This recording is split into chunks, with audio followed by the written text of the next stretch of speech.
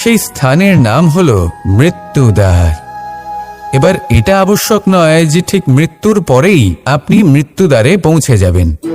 এমন অনেক মানুষ আছেন যারা মৃত্যুর পূর্বেই মৃত্যুদ্বারে পৌঁছে ফিরে এসেছেন, আর তারা অনুভব করেছেন যে এই সংসারের সময় চক্রের সম্মুখে তাদের অস্তিত্ব কতটা ক্ষীণ।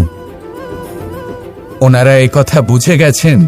বড় বড় জ্ঞানী মহান ব্যক্তি ছিলেন, তারা এসেছেন, কর্ম করেছেন এবং শেষে তারাও মৃত্যুদ্বারে প্রবেশ করেছেন।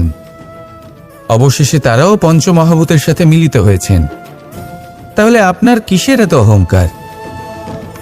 এই জীবনে কেউ অমর নন। জীবনে কতদিন আমরা বাঁচবো এটাও আমরা জানি না। তাই এই জীবন যাপন করুন। এই জীবনের প্রত্যেক মুহূর্ত এমন ভাবে যাপন করুন, এই কথা মাথায়